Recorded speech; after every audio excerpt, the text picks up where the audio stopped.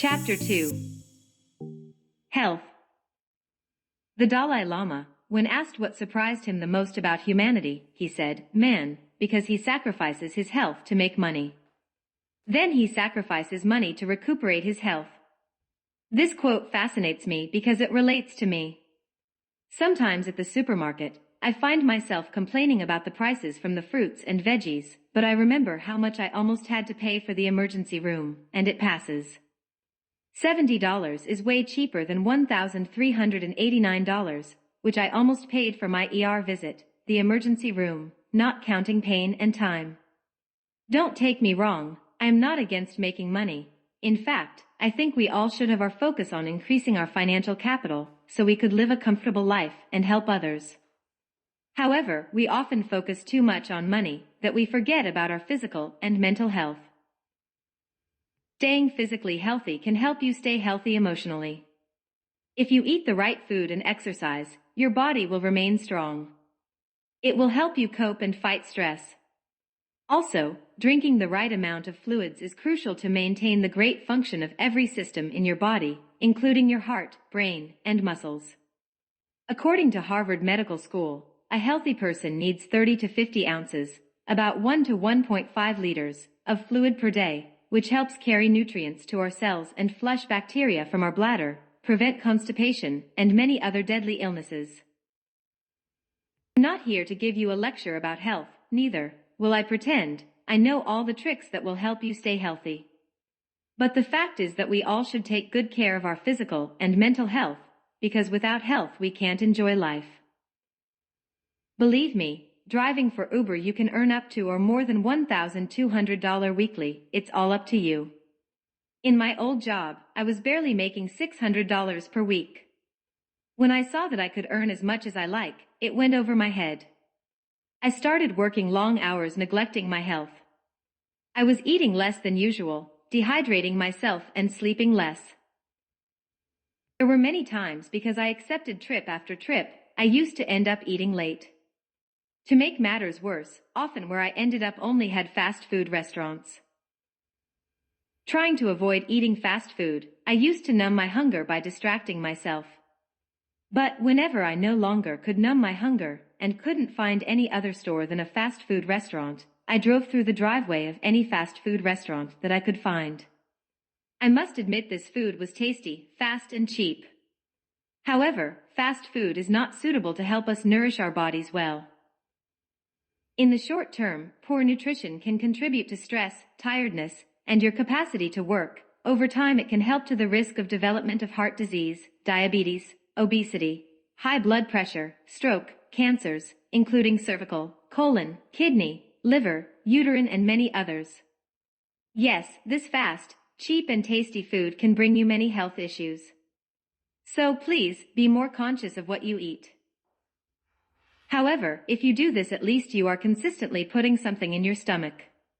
But now, imagine what could happen to you if you do not regularly eat, and when you do eat is mostly fast food. Well, if you can't, I will tell you what happened to me because it could happen to you too. Because of my poor diet I ended up in the emergency room. My eating inconsistencies started after 1 year since I started working for Uber. It went unnoticed for some time, but little by little, I started feeling it. As you know, our bodies produces gastric acid to dissolve foods. This acid turns food into glucose, which our body uses to provide energy. When the body does not have anything to chew on, and the acid is released, you can develop gastritis. The burning feeling in my stomach was horrible, and as the days passed, it went from bad to worse. The pain got so uncomfortable that many times I woke up in the middle of the night crying. One night I no longer could put it up with, so I asked my brother to drive me to the emergency room. When we got there, they make me wait for so long. I do not know if you have experienced the emergency room, but it feels like they care less about the pain you in. I understand the hospital policies and regulations are to protect the hospital, but most of the time it makes it so hard for patients to get the fast aid needed. In my opinion, it looks like they care more about money and their reputation than the patient's health. They took so long to give me a simple Motrin and honestly, I was expecting something better than that. I was so mad, so I just walked out of it. Because of the symptoms, I'm assuming they would have diagnosed me with gastritis and have urged me to avoid eating spicy and greasy foods. For the most, to not miss a meal again. Not to sound religion, but that problem I left it in the hands of God, and I haven't regret it. Not only my experience in the emergency room was terrible, but the bill they would have sent to me would have been insane. Look, the point I'm trying to make you understand that expending time in the hospital is not fun nor cheap. Do yourself a favor and avoid all those unnecessary inconveniences by just eating healthy and on time. Before I start sharing the locations where you can get more for your money, please allow me to make you more conscious how our beliefs, culture, education, environment, and many other factors have influenced and conditioned our minds about what foods we can or cannot put in our mouths. This way of thinking has limited and robbed all of us from experiencing amazing different cuisines. Judging food before trying it doesn't make any sense to me. I understand some foods you may not be able to eat it due to a medical condition, but apart from that I personally believe that no food can contaminate or harm you. Jesus in his best effort trying to make us understand that no food, vegetables, meats, fruits, can enter and contaminate a person in God's or people's sight said not that which goes into the mouth defiled a man, but that which cometh out of the mouth, this defiled a man, KJV Matthew 15:11. And when one of his disciples asked him to explain, he proceeded by saying, Do not ye yet understand, that whatsoever entered in at the mouth, goes into the belly, and is cast out into the draught? But those things which proceed out of the mouth come forth from the heart, and they defile the man. For out of the heart proceed evil thoughts, murders, adulteries, fornications, thefts, false witness, and blasphemies. These are the things that defile a man. Logically it makes sense what Jesus said, because what we eat goes straight to the belly, then to the toilet, and from there to the sewerage. If you stop and think, when did what you ate hurt you or someone else? No food can ever hurt you, except that what medically you can't eat. My friend, the only way you will defile your reputation and others is by your negative character, words, and actions. Now that I've finished saying this, I hope you at least give what I'm going to share a try. The rule of 3x1. After this incident, I started researching ways to keep myself healthy. I was spending $10 for a cold sandwich and a bottle of water. Often, when I went to a restaurant, I will spend at least $15.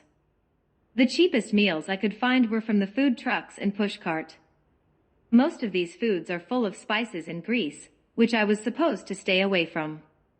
Often, what made matters worse was that after purchasing the healthiest food that I could find, I still had to look for a place where I could eat.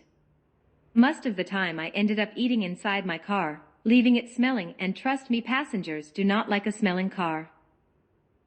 This demanded me to think outside the box. On one of my trips, I end up right in front of the Chinese buffet, where my father used to take me when I was a kid. It was so long since I'd been there that I forgot how affordable it was.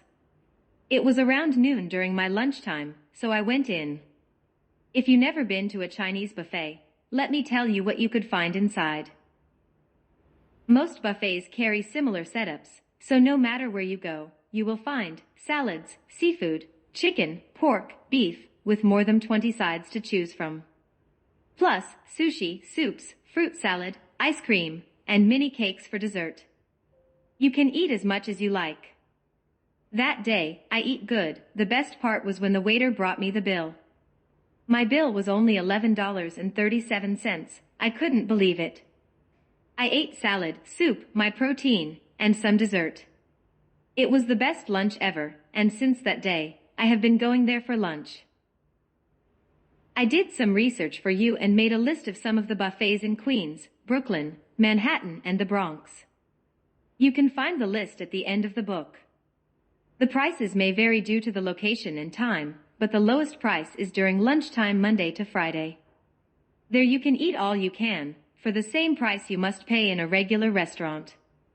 Most buffets are comfortable, and after you finish eating, it provides a restroom where you can fix yourself and be ready to go back to work.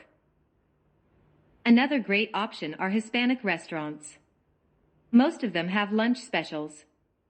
This specials usually consist on 2 courses, a bowl of soup, the main dish with a can of soda or bottle of water.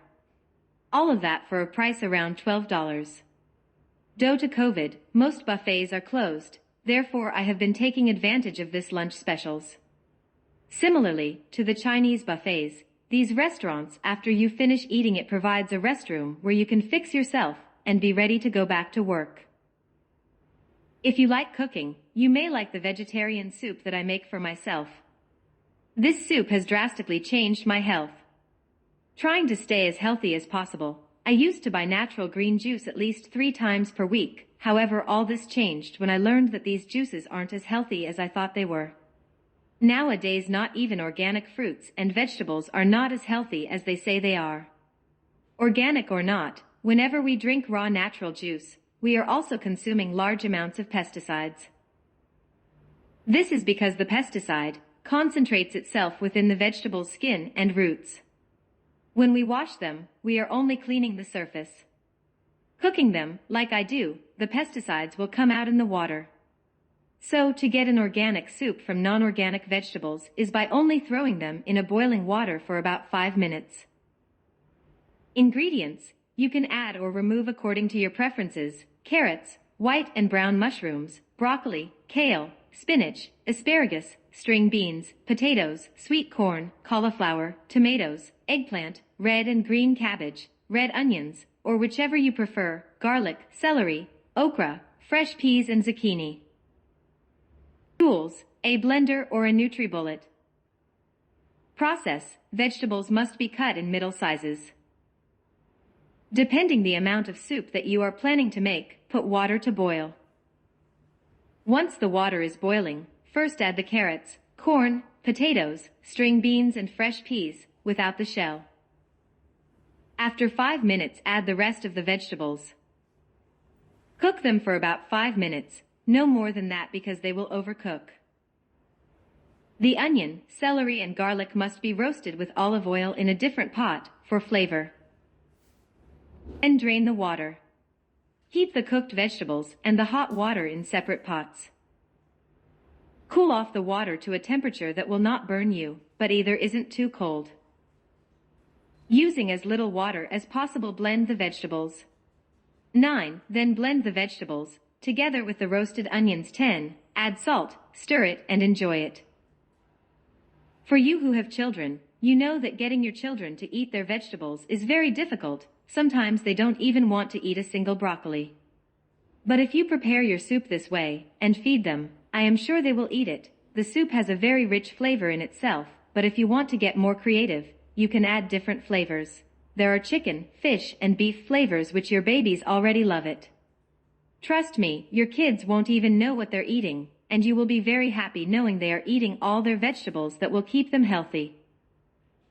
Jim Quick, founder of Quick Learning, a powerhouse in memory improvement and speed reading training courses, which can help anyone increase their ability to learn and retain learned information. Quick says that in order to win your day, first you need to win the first hour. In one of his videos, he shares a shake which he drinks every morning. This shake empowers his mind, gives him more energy, and increases his learning capacity. He calls it Brain Power Shake. I tried it. Tastes amazing, is healthy, and it has been providing me with more energy to take on the rest of my day. Brain Power Shake ingredients: blend it together and enjoy it. Avocado, kale, dark chocolate, blueberries, coconut oil, walnuts, bananas, almond milk or water. For all of you who already take good care of your health, congratulations, because this means you have understood the importance of being healthy. My friend, without health, you can't enjoy your precious life. H2O. The human body is more water than mass. According to the article, H.H. Mitchell Journal of Biological Chemistry, states that water is of major importance to all living things. States that up to 60% of the human adult body is water, and, in some organisms, even up to 90% of their body weight is water. Going deeper, Mitchell also states that the brain and the heart are composed of 73% water, the lungs are about 83%, the skin 64%, muscles and kidneys are 79%, and even the bones are 31% water. As you can see, drinking water is critical. Many doctors recommend drinking 30 to 50 ounces, about 1 to 1.5 liters, of water daily. If you are asking yourself why I'm writing about this, well, it is because if you are, or will start driving for Uber, this means you will be drinking water. However, there is a small problem. There may not always be a reachable restroom where you can release it. The 2 years that I have been driving, I had to deal with this issue. Many times, I had to hold it for a long time. I know what you may be thinking. I will go to a gas station, or a restaurant, or McDonald's, or Burger King. However, believe me, in some businesses, even when you buy something, the owner or manager may not allow you to use their restroom. Often, you will be hearing them say, "Sorry, the bathroom is out of service." What are you going to do then? Uber, Lyft, Via, Juno, Yellow, and Green taxi drivers face this dilemma, and so will you. However, I know how you can stay hydrated and make your bathroom worries a thing from the past. I started reading articles and watching videos about the importance of being well hydrated. I came by some videos about water fasting. Water fasting is one of the best ways to improve your physical and mental health because it gives your body a chance to detoxify itself. Whenever I fast, my health drastically improves because my body eliminates accumulated toxics. Water fasting is like taking a shower from inside out. If you are looking to lose some weight, water fasting mixed with exercise can also help. But what really catched my attention was what Dr. Michael Klaper said about how we drink water. He said if you get a gallon of water and pour in front of your mouth, do you think you will be able to catch all the water? Well, of course not. Most of the water will fall out on the side. Then, he continued by saying that was the same thing that occurs whenever we drink water too quickly. Water is absorbed in our body through the veins, and the veins are tiny vessels, which only can carry a small portion of water at the time. So, when we gulp a bottle of water down, most of the water isn't absorbed. This means your body is not getting all the water it needs to stay hydrated. The only sure thing is that you will end up needing a restroom only after a few minutes you have gulped the whole bottle of water. Dr. Michael recommends to only sip water whenever we drink water so we could absorb it 100%. Most of the time, I used to gulp the half of the bottle of water at once, and the results were precisely as Dr. Michael said. I always end up needing a restroom. Now, since I started following Dr. Michael's advice, my life has changed. Nowadays, I sip some water every 10 minutes, and so far, it has been working. My bathroom worries are part of my past. I suggest trying it. It will help you as well. Mental health. Richard Nixon, the 37th President of the United States, said, "In a fight, if you get mad, you lose." The quote is self-explanatory. There might be a chance you may have experienced this dilemma. If you haven't, allow me to illustrate it using the boxing world. Some of the most popular fights, such as Muhammad Ali vs. George Foreman, October 1974, Mike Tyson vs. Lewis, June 2002, Floyd Mayweather Jr. vs. Manny Pacquiao, May 2015. Those fights were some of the fights that went over millions of dollars. Let me ask you something. Do you remember how these fights were promoted? Well, in most fighting promotions, the fighters talk trash about each other. Often, they end up fighting right on the stage. All of that is good entertainment, but also all of it is done for one specific purpose. In general psychology, I had the opportunity to study the Austrian neurologist, Sigmund Freud, who wrote about emotion displacement. Emotional displacement is the transfer of emotions from one person or thing to an unrelated person or thing. So, what the two fighters are trying to do is to get each other mad, and whoever successfully achieved it would have a higher percentage in winning the fight. One of the reasons why this could happen is because when an individual gets mad, he stops thinking logically, and to win a match, the fighter needs to make logical decisions. The fighter who does not logically strategize eventually will lose the fight, and so will you if you lose your cool with a passenger. No, your job is to take your passengers from point A to point B, and not to care about their mental state. However, if you don't care about your passenger mental state, it will end up harming you as well. Let me explain why. Unconsciously, we tend to displace our emotions or hold them in our minds. This emotional bomb often is displaced with the wrong people. Please, don't start, "I had a tough day at work." If this sounds familiar, you might have heard it come out from the mouth of a loved one, or your own, toward another family member. They were displacing their emotions. Taking home work issues is emotional displacement. Meanwhile, when you are holding negative emotions against someone else, is like drinking poison and hoping the other person will die. Again, your passenger mental state may not seem important, but it will affect you if you don't handle correctly. You will encounter passengers with two types of emotional distress. The first one is when they come in stress out. The stress was created from something unknown to you, and there is not much you and I can do about it. Second, when the stress is developed inside the car. When the passenger comes in stress out, usually the passenger needs to get from point A to point B as fast as possible. Been late for work, school, or any special event can stress anyone out. On the other hand, emotional distress inside the car is developed by the driver's driving skills, driver's manners, the car conditions, or car's odor. So it's very important to keep an eye on that. Warnings. Most lives' problems have solutions. In fact, the anatomy of an emotional distress is purpose against another purpose.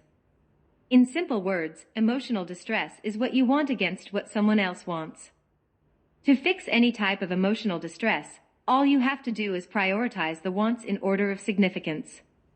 Here are some of the ways, which allows me to know when I should be sensitive to my passenger's emotional status. I mean, you should always be sensible and watch out what comes out of your mouth, because you don't know how your passenger is going to react. Whenever I see the following behavior, I know I must go into easy mode. When the passenger comes in arguing on the phone. When the passenger is hurrying. When the passenger buckled up. When the passenger is too quiet.